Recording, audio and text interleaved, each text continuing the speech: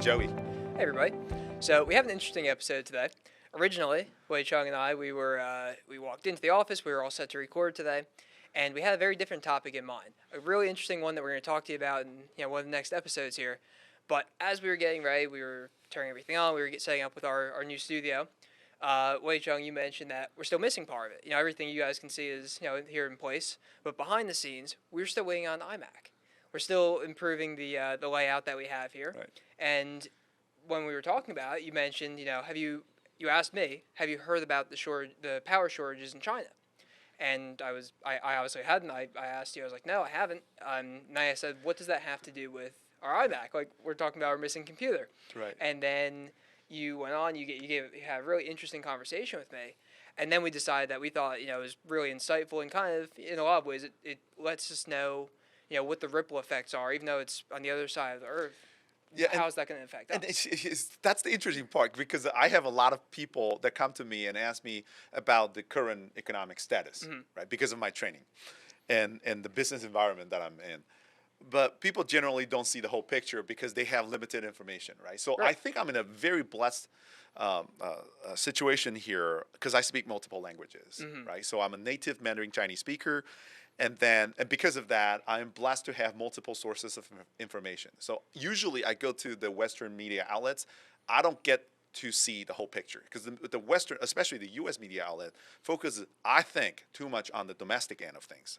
And I think that makes sense because that gives them the most readership. Right. But with the social media right now, we tend to also see a lot of news that are being pushed our way through the different social media channels that we're on. But you have to be very mindful of the fact that they're pushing all these news based on algorithm. So if you check more frequently a certain type of news, then you're only surrounding yourself with that type of news. And that includes the geographical location, which I think is very dangerous, right? Right. Now, obviously the takeaway is that you need to broaden your horizon for information gathering. And we've talked about this because, obviously your intelligence depends upon the type of information that you feed yourself. Yeah. But at the same time, it's very interesting that a lot of people have recently come to me and asked whether we would have a somewhat normal holiday season. I understand, people are so eager. Yeah, the pandemic is subsiding. Yes. People are outside without masks again. Yeah. Yeah. And I've heard recently, do you know Hallmark, the cable channel, Hallmark, is going to do like a countdown of Christmas movie starting on October 22nd. What? I'm talking about 2 months away. Oh my goodness. People are so eager to get back to that holiday mode because last year a lot of people missed it. It was a flop. It was a flop. People cannot gather because of the pandemic. All right. Now, with the holiday, you buy gifts for your loved ones, you go on shopping and all that. Are we going to have the same regular, normal holiday season? That's the problem. And what I'm seeing here in our economy based on evidence and observations, you see we're still experiencing shortage. Right. And in one of our episodes that we previously recorded, the podcast, we talked about the international supply chain and how the production activities in one country could affect the other. And it's no secret that China has been one of the largest world factories for many, many years. As a matter of fact, that was the main reason why the Chinese economy could have grown that rapidly ever since 1988 or 78 when they did the economic reform, and they really took off after 1988. But you see, the computers so I called Apple, and I wanted to have a kind of like a time frame to learn when our iMac would arrive. It's been a month. Right. And they have no idea where the computer is. Yeah, even Apple doesn't know. Even Apple doesn't know, because Apple is, to a certain point, is being held hostage, right? Because again, the production process, you look at all the Apple products, it always said that designed in California, made in somewhere else, right? Yep. And so Apple doesn't have the complete information. And that's not just Apple, right? We're talking about cars as well, right? So Mercedes-Benz, a month ago, decided to do away with all V8 engine in their lineup, except for the V8 in S class. And little do people know that the V8 engine is actually a profit generator for Mercedes-Benz for the high-end models, because they only put the V8 engine in the high-end models, and they came out and say we can't supply enough V8 engines. We do not have enough parts to sell the V8 engine specifications for our 2022 lineup. That had created so much trouble and squabble in the marketplace because people were waiting to buy the high-end cars. Yeah. Again, shortage. Right. The other day, U.S. News and World Report approached me for a quote, and they wanted me to comment on when the most appropriate time is to look for discount on appliances. Yeah. Right. And then the second prompt that I got was, then what about the pandemic? Does the pandemic change, what you believe would be the most appropriate time to look for discounts? And I was like, discounts? No. This is not going to be a holiday of abundance. Again, based on what I just told you, as well as you probably have experienced that as well. The other day, my goddaughter was looking for a costume. My 2-year-old goddaughter wanted to have a Peppa Pig costume for the upcoming Halloween. We went on Amazon and we realized that costume is going to cost $45. True story. And I said, $45 if you're only just going to be wearing it once, is it worth it, right? So right when we were considering it, the very next day, we go back to the same page. The same costume is now going to charge us $70. Yeah, that's crazy. Right. I think that ties back into one of the big things. We talk about the ripple effect. We look at some of these other economic factors around the world. It comes back now to timing. The timing this year, heading into the holiday season, is going to be really important. Right. I think consumers. I had someone the other day. They were talking about the international economy, and they said, hey, don't forget to buy your Christmas gifts. I'm like, it's September. What are you talking about? You're worse than Walmart. Right. And they're saying no, because the supply chain. There's not going to be anything left by the time we go to start actually buying the products during the holiday season. I'm like, oh, okay. And then I started to think about that, and then based on your story today, I think to a large extent that's going to be accurate. Yeah. And that tells us two things. On one hand, consumers are slowly starting to realize that they might need to buy earlier if they want to either have the product available in the first place or at a decent price, so it's not going from $45 to $70 overnight. Right. The buying season heading into the holiday season might take place earlier this year. Right. And then the other side of that, you as a business, what kind of preparation should you be making, and how can you, what should we be watching around the world to kind of help allocate resources and help prepare? Right. So the conventional wisdom in economics, as well as international, the empirical approach, is that you want to utilize production factors that are most cost effective, of course. Which explains why a lot of companies have operations and production activities in Southeast Asia, including China. The coronavirus has forced all companies to revisit that strategy. Right. Because when there is a disruption in the supply chain due to the costly transportation, due to the limitation of people and product flow, that has actually prompted a lot of companies to revisit their strategy. Now, if you look at China by itself, China has pretty much shielded itself from the coronavirus impact, right? Despite the early spike in the number of cases, they were able to really tighten up the local control. And to this day, they lock themselves up, right?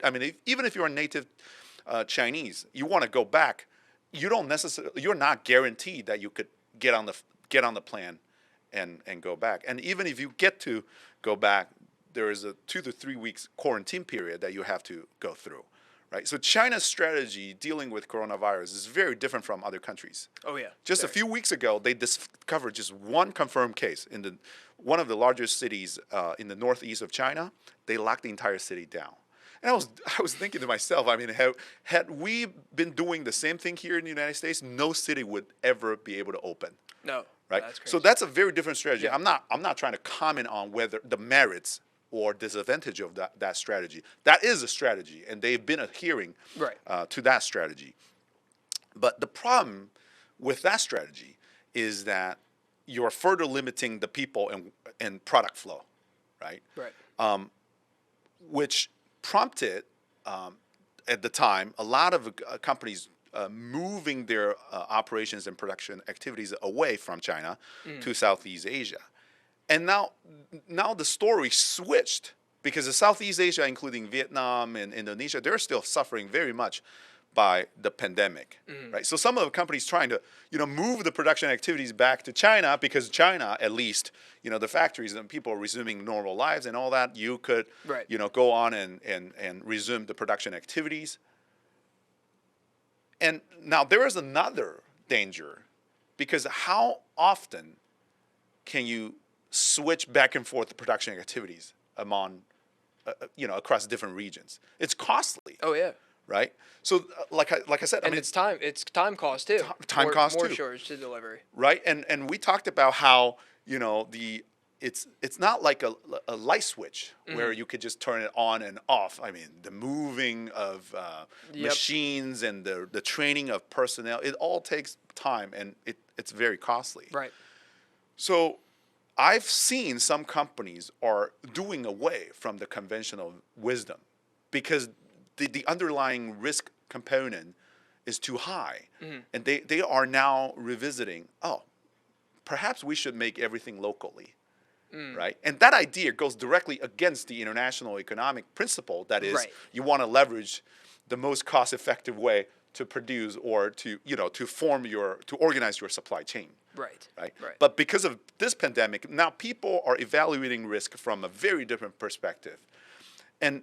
But the problem is here, right? Right. So we started the episode by asking people, how many of you know what's going on in China, the power shortage, for example, and there's some reshuffling in the industries in China as well that people don't know about or the Western media outlets don't report enough about, right? Right. The power shortage right now, it's an ongoing issue. There is a shortage of coal, and the Chinese government doesn't have enough coal to generate power.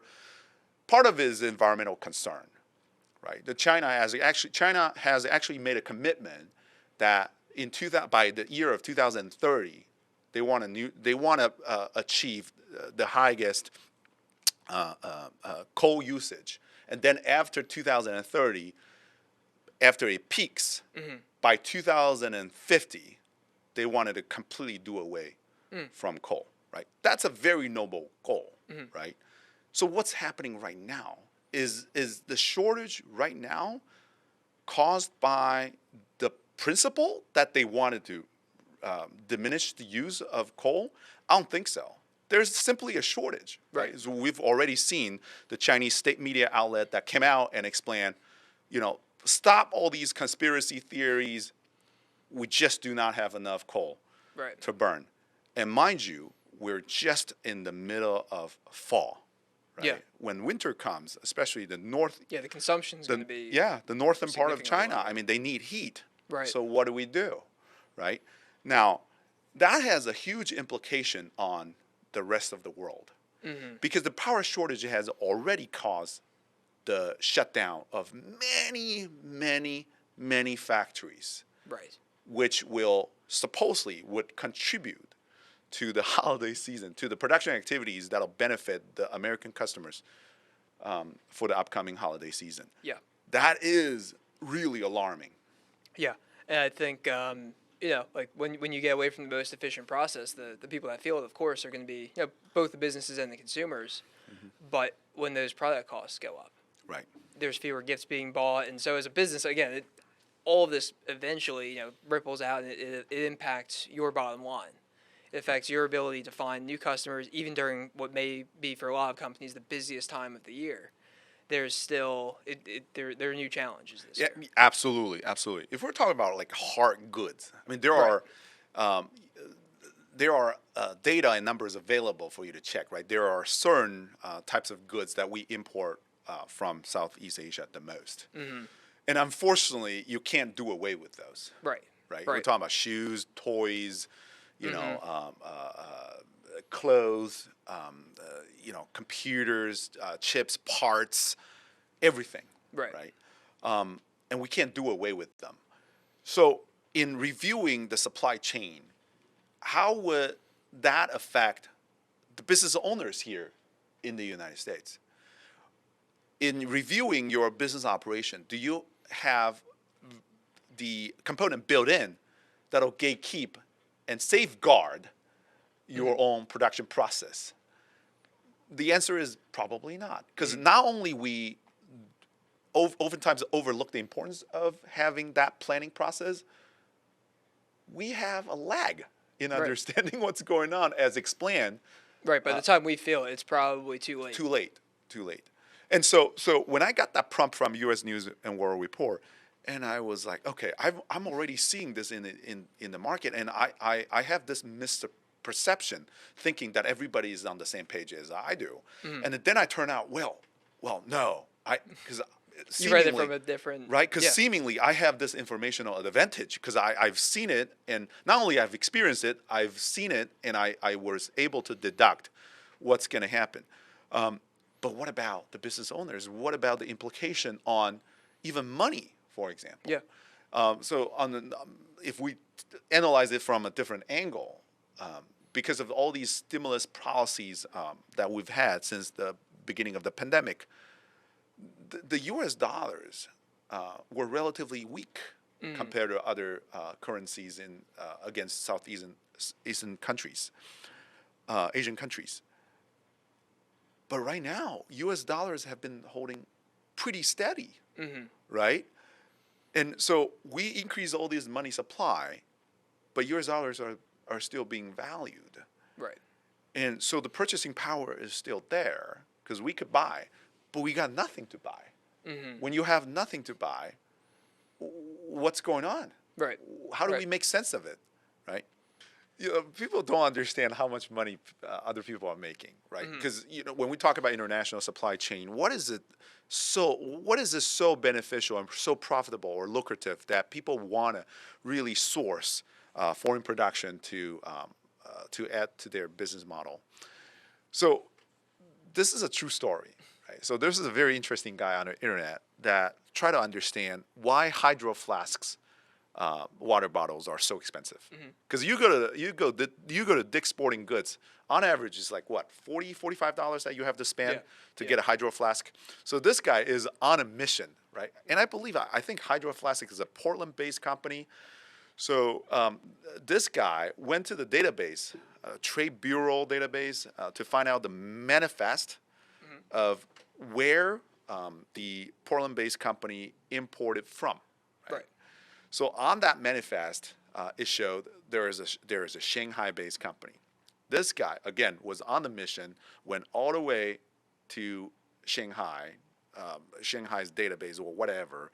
They found the contact information of that company, email, and he just emailed it out without, hoping anything to happen. And very curiously, he got a response from the company representative asking him for how many orders do you want to put in, right? Because this guy wanted to find out the bottom line for Hydro Flask. Right. So this guy obviously, in return, asked about the minimum order quantity, right? And he was actually preparing to get an astronomical number. Yeah. Turns out the minimum order quantity was only 1,000. Wow. And I was like, okay, so MOQ 1,000, how much? Unit price, you guess, $5. Wow. Now you have a little idea of how much money Yeah. the What company that, is making. 9 times the. That's the selling price. crazy, Yeah. right? Yeah. Well, I'm not dismissing the fact that the company has to put together marketing campaigns to really Oh, of course. Yeah. There's already brand the products. The margin besides cost of goods Absolutely. sold, of course. But the product itself, the cost of the product itself, $5. Base price. Base price, Yeah. $5. So when we talk about the best practices or the practices that you need to put in place to safeguard your production process or your supply chain, people don't understand that there is a whole list of things that you need to do to review your value chain. Right. So in that Hydro Flask case, the true value is not with the product itself. The true value is with marketing.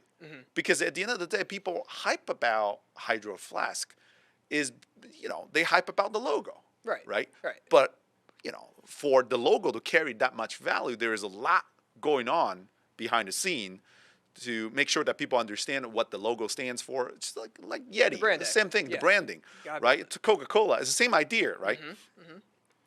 So when in reviewing the strategy, knowing that if the risk, again, underlying risk of having the products manufactured in some foreign country, back then, before the pandemic, before what we witnessed, what happened in China in terms of power outage, the underlying risk was not that high. Right.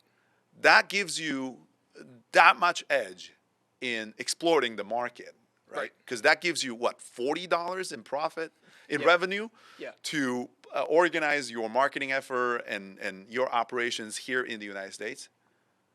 Isn't that reasonable for you to revisit the value chain and maybe carve out some portion of it just in case things don't go the way that you plan? Yeah, just a hedge. Right? Yeah.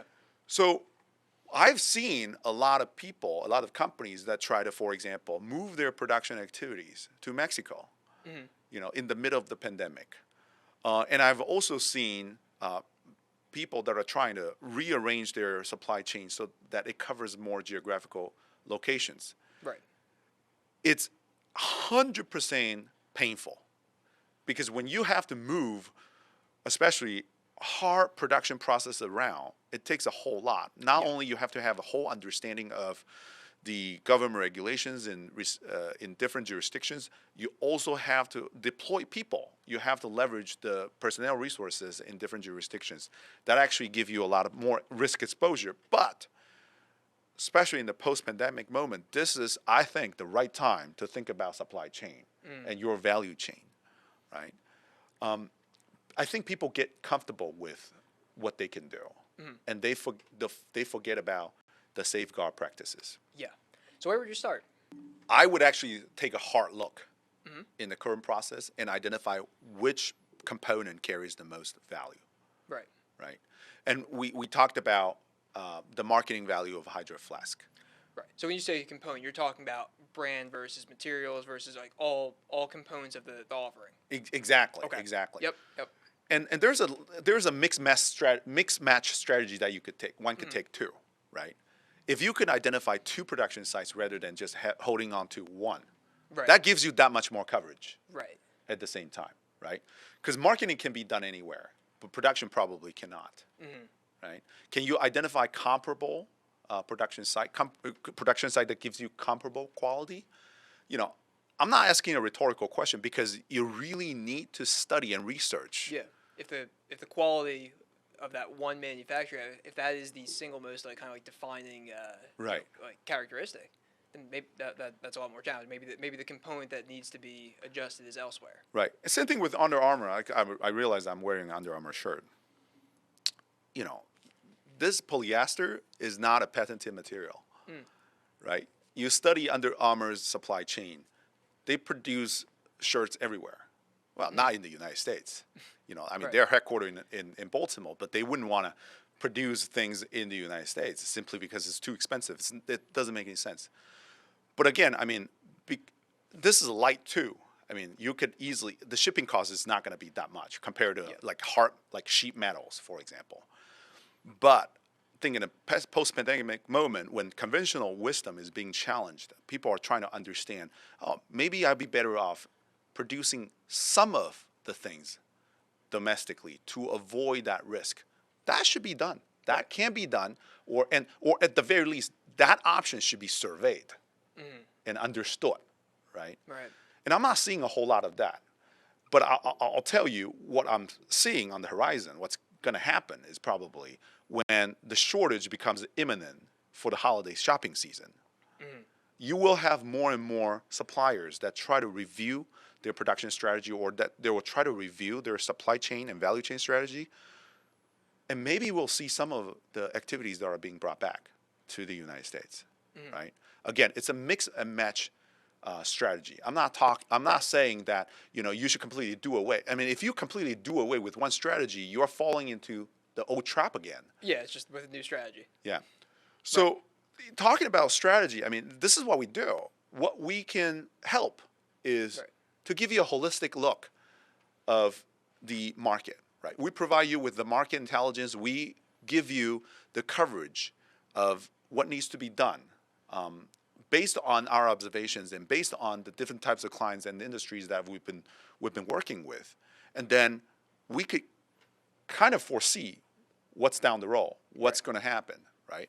Because I think it's fair for me to say that the international economy is still very fluid, not only because of the coronavirus or pandemic, but because again, the post-pandemic moment, every country, every manufacturer, every supplier is still trying to find that balance in maintaining, the edge, the competitive edge.